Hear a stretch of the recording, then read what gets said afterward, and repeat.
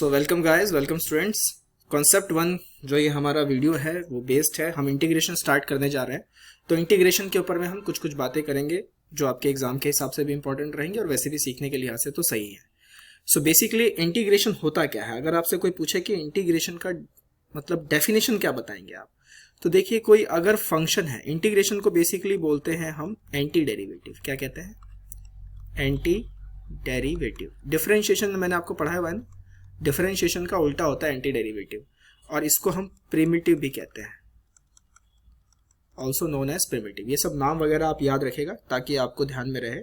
तो basically differentiation से ही integration निकल के आता है। अगर मैं सीधे शब्दों में समझाऊं तो आपने डिफरेंशिएशन पढ़ा है डी बाई डी एक्स, और मैं एक फंक्शन ले लेता हूं साइन एक्स। साइन एक्स का डिफरेंशिएशन आप क्या बोलते हैं? साइन एक्स का डिफरेंशिएशन आप बोलते हैं सर साइन एक्स का डिफरेंशिएशन कॉस एक्स होता है। तो ठीक, अगर हम इसका उल्टा करें, मतलब कि मैं यहाँ पर d ऐसे ही रख दूं, d साइन एक्स, और यहाँ पर मैं cos x और dx को यहाँ ले आऊँ, और फिर दोनों तरफ मैं इंटीग्रेशन का साइन लगा दूं। बेसिकली इंटीग्रेशन का जो सिंबल होता है वो ऐसे लिखा जाता है। सो मैंने इंटीग्रेशन का साइन दोनों तरफ लगा दिया, तो होता क्या है, इंटीग्रेशन और d ये एक दूसरे को कैंसिल आउट करते हैं। तो यहाँ से d और ये इंटीग्रेशन जो है वो कैंसिल आउट हो जाएगा, मेरे पास बचेगा साइन x और ये integration of cos x dx। तो cos x का इंटीग्रेशन क्या हो जाता है? sin x हो जाता है। sin x का डिफरेंशिएशन क्या होता है? cos x होता है। तो इसी लिहाज से इंटीग्रेशन को क्या बोला जाता है? एंटी डेरिवेटिव या फिर प्रिमिटिव कहा जाता है। अब इसमें आपको ध्यान रखना है कि अगर मैं किसी फंक्शन का इंटीग्रेशन कर रहा हूं, सपोज करते हैं f(x) dx, और इसका इंटीग्रेशन मान लेते हैं gx आया, तो मुझे साथ में एक c लिखना पड़ेगा। इस c का मतलब होता है इंटीग्रेशन कांस्टेंट। इसका क्या मतलब होता है? Integration constant. This is the meaning of this C. Clear? अब कुछ बेसिक थ्योरम्स पे हम बात कर लेते हैं जो हमारे बहुत काम आने वाले हैं। बेसिक थ्योरम्स इंटीग्रेशन को लेके, और वो क्या क्या है वो देख लेते हैं एक बार। जैसे पहली चीज कि अगर कोई कांस्टेंट किसी फंक्शन से मल्टीप्लाई है, यहाँ k कोई नंबर है और ये फंक्शन से मल्टीप्लाई है, तो ऑब्वियस सी बात है जो भी कांस्टेंट होगा 2, 3, 4, पाई, राइट, जो x में नहीं है वो बाहर आ जाएगा। इंटीग्रेशन हम सिर्फ किसका करेंगे? f(x) dx का करेंगे, पहली बात। दूसरा, अगर दो फंक्शन प्लस या माइनस में है, अगर दो फंक्शन प्लस या माइनस में है तो हम इसे सेपरेट कर सकते हैं। हम इसे लिख सकते हैं integration f(x) dx plus minus integration gx dx। इस तरीके से हम जो है इसे लिख सकते हैं। तीसरा, मैंने आपको बताया ही है d by D x of, अगर इंटीग्रेशन f(x) dx आ रहा है तो dx से dx कट जाएगा, ये इंटीग्रेशन का साइन d से कटेगा, और ये मेरे पास सिर्फ क्या देगा? ये मेरे पास सिर्फ f(x) देगा। क्लियर है? अगर इसका मैं उल्टा कहूं, उल्टा मतलब सर, उल्टा मतलब ये कि इंटीग्रेशन बाहर है, d बाई डी एक्स और f(x) dx अंदर है, तब इस केस में आपको ध्यान रखना है dx से dx कट गया, इससे ही कट गया, f(x) तो आया ही आया, लेकिन अब हम इंटीग्रेशन कर रहे हैं ना, तो मैंने आपको बताया था कि जब भी हम इंटीग्रेशन करेंगे और इंटीग्रेशन में हमें क्या लिखना होगा? एक इंटीग्रेशन कांस्टेंट हमेशा लिखना होगा। तो यहाँ पे मैं लिखूंगा f(x) प्लस c। क्लियर? तो ये चार चीजें जो हैं ये आपको ध्यान रखनी है। साथ ही साथ अब कुछ फॉर्मूले देख लेते हैं जो आपको ध्यान में रखना है। हालांकि ये फार्मूलों की लिस्ट आपकी बुक वगैरह जो भी आप पढ़ रहे हैं उसमें आपको मिल जाएंगे, लेकिन फिर भी एक इंपॉर्टेंट फार्मूले हम देख लेते हैं। जैसे है x की पावर n dx। अब पावर है n, तो पावर में हम एक जोड़ देंगे और जो पावर आ रही है वही हम नीचे ही लिखेंगे। This is called plus c। जैसे एग्जाम्पल के तौर पे अगर मैं बोलूं x की क्यूब dx, तो x की क्यूब का होगा 3 + 1, और यही नीचे लिखना है। 3 + 1 कितना हो जाता है? 4 हो जाता है। सो वी हैव x की पावर 4/4 प्लस c। या अगर मैं बोलूं x की पावर 1/2 dx, तो 1/2 + 1 यानी 3/2, 2/3 प्लस c।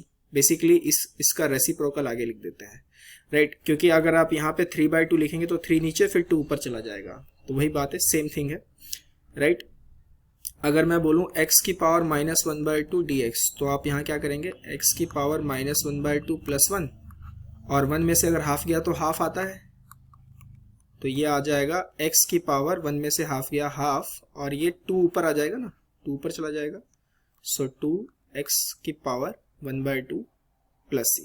ये वाला थोड़ा सा ध्यान रखना, क्योंकि ये ज़्यादातर यूज़ हो जाता है। 1/√x है ये, तो जो मैं आपको कह रहा हूँ याद रखने के लिए वो ये है कि 1/√x का इंटीग्रेशन क्या होता है, 2√x + c। तो ये तो पहला फार्मूला था।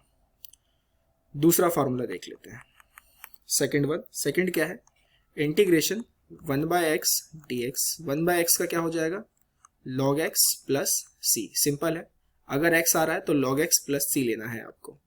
थर्ड जो हमें ध्यान में रखना है,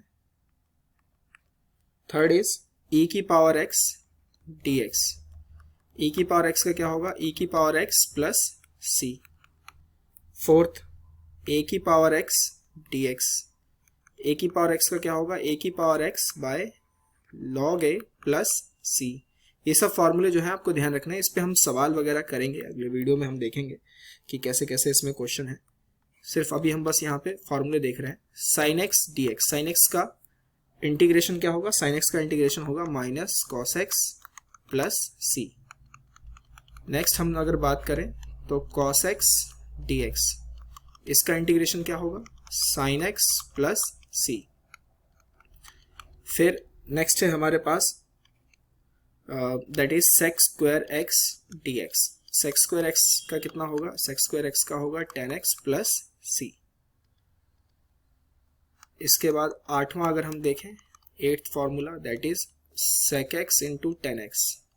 अब आप देखो सिंपल है, आपने डिफरेंशिएशन पढ़ा हुआ है, tan x का डिफरेंशिएशन क्या होता है, sec² x। तो sec² x का इंटीग्रेशन tan x हो गया।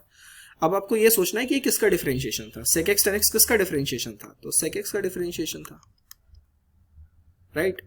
9th cos x² x dx। cos x² x का कितना होगा, -cot x + c।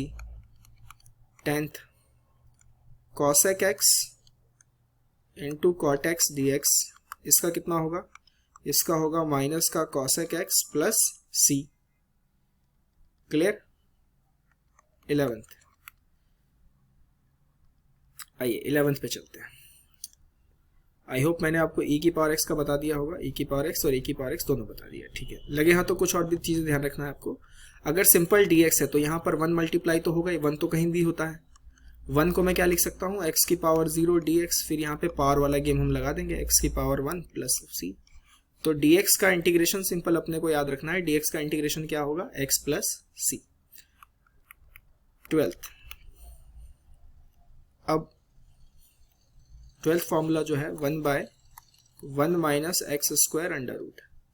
ये फॉर्मूला होता है sin 1x + c का, ठीक। यानी 1/√1 - x² dx। अगर इसका इंटीग्रेशन करना होगा तो हम क्या बोलेंगे, प्लस का sin 1x + c, या फिर इसका एक और होता है -cos 1x + c। Similarly 13th 1/1 + x² dx, ये किसका होगा, ये होगा tan 1x + c, या फिर हम इसे बोलेंगे -cot 1x + c। तो ये सारे फॉर्मूले जो हैं ये आपको ध्यान रखने हैं। वीडियो को एक बार दोबारा देख लेना और सब बिल्कुल बढ़िया कॉपी पे लिखना, आपको ध्यान में आ जाएगा। हम बस अगले वीडियो में हम बात करेंगे, इस पे कुछ प्रैक्टिस करेंगे क्वेश्चंस की, राइट।